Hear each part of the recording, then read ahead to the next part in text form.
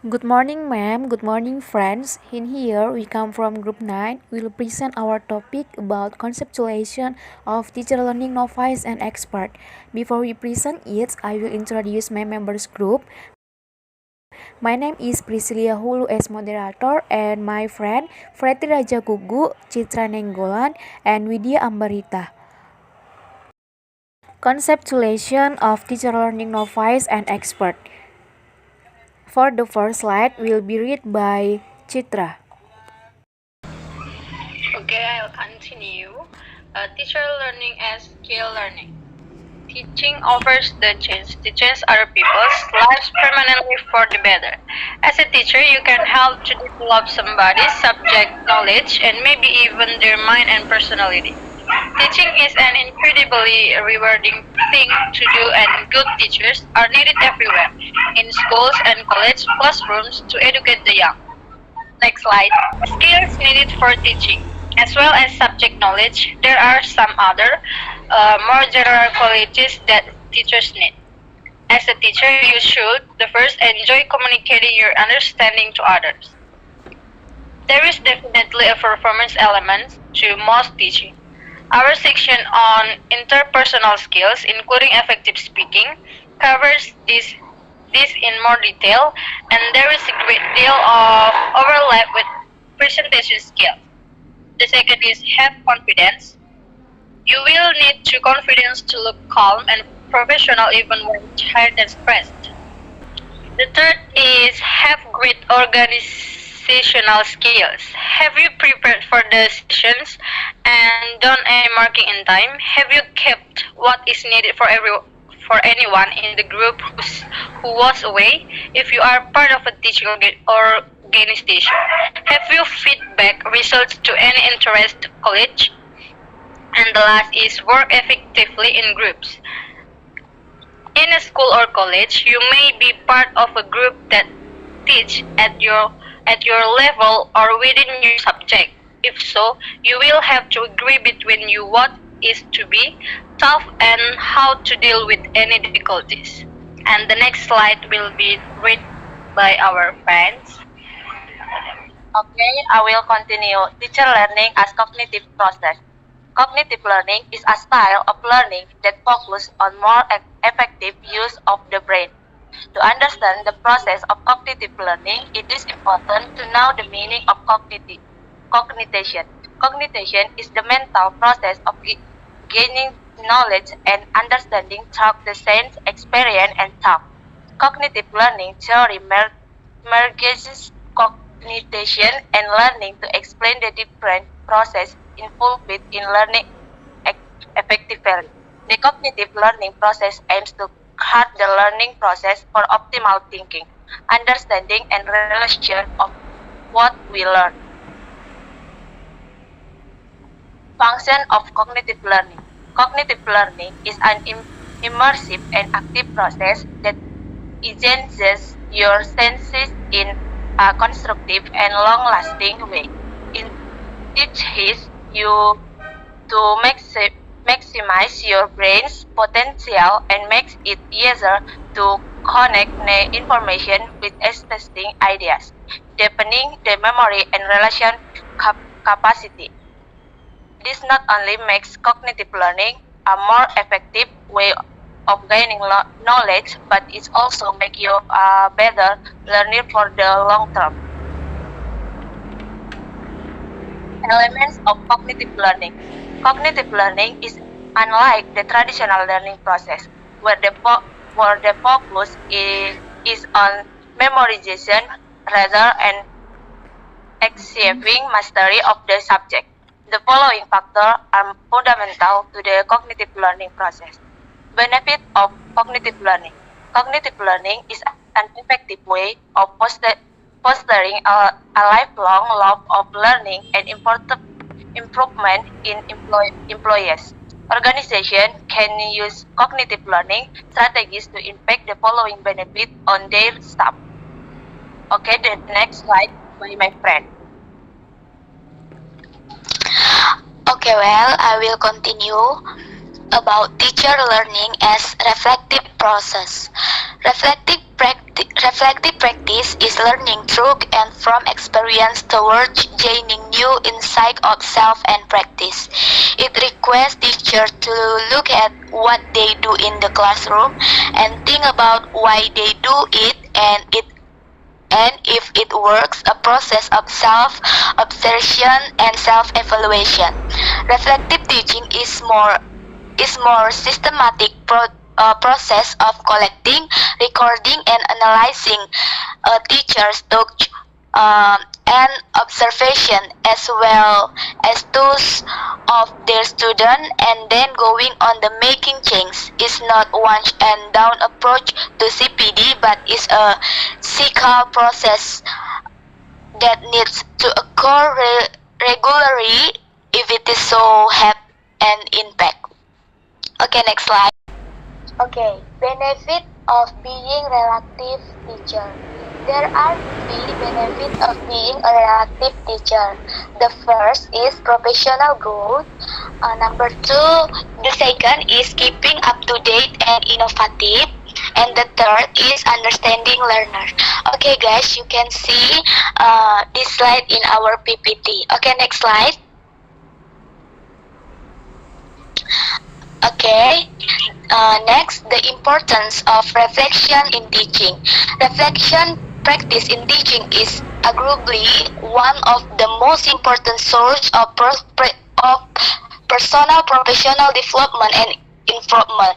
Effective teachers are first to admit that no matter how good a lesson is, their practice can always be improved.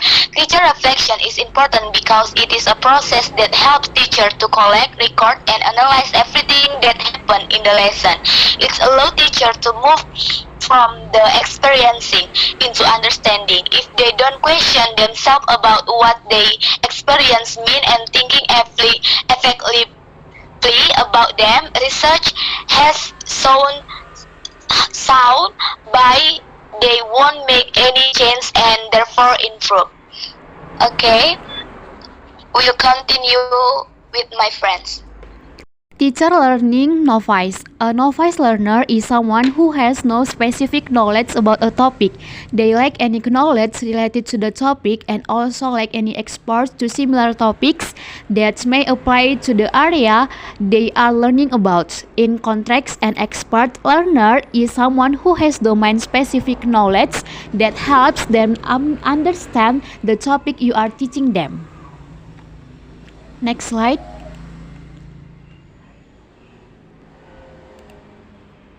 This is load reduction instruction and it advocates 5 basic principles. The first, reduce the difficulty of a task during initial learning. Second, instructional support and scaffolding throughout the task. Third, ample structure practice for appropriate provision of instructional feedback. And the last, independent practice supported autonomy and guided discovery learning. Activities that provide purposefully practice is very difficult. Some key ideas are: the first, students must experience yearly success. The second, there must be plenty of opportunity to practice the key learning outcome. The third, the practice should have a purpose or outcome. 4. Opportunities must exist for students to make connections, solve problems, and things differ. And the last, the focus is on practice. And the next slide will be read by my friend. Okay, I'll continue. Teacher.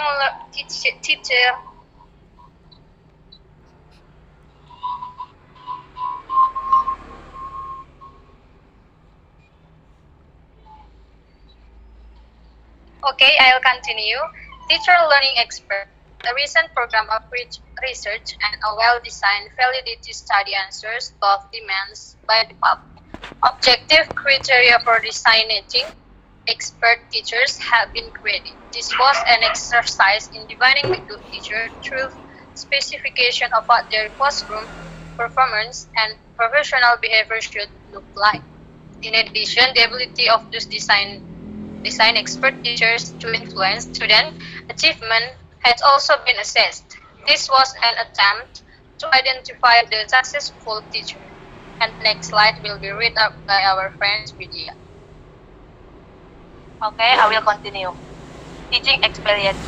In the study of problem solving, it has been found that experts are more able than novices to take into account the specific characteristics of a given context and the limitation inherent in a specific problem. The subject of the study were given the task of planning and implementing a relatively short teaching unit. In the planning stage, teacher in the both groups asked similar numbers of questions concerning areas such as numbers of students, their age and gender distribution. However, the expert asked more questions than the novice about the abilities, experience, and background of the student as well as about the futures of the space and equipment available. Okay, the next read by my friends. Okay guys, I will continue. The qualities of an expert teacher. An expert teacher is the first is identifies key ideas, present them in several ways, and highlights then connection among key idea. Then makes careful plans but remains flexible. Listen to students and ask questions to help them make a sense of their own understanding of key ideas. Then provides low threshold, high ceiling problems, help students think for themselves and never stop learning. And the finally is an expert teacher identifies key idea, present them in several ways, and highlights connection among key idea. Okay, next slide. Read by my friend Priscilla.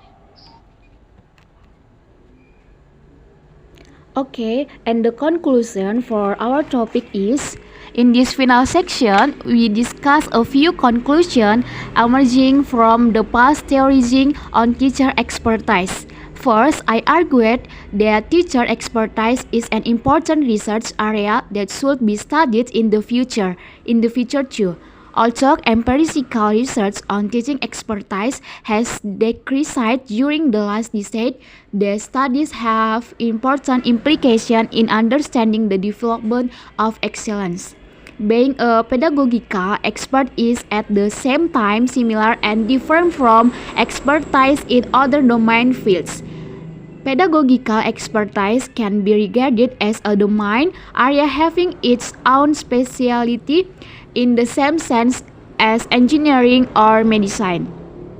The second conclusion of the research on teacher expertise or pedagogical expertise, if you like, is that it is necessary to study expertise in authentic contexts.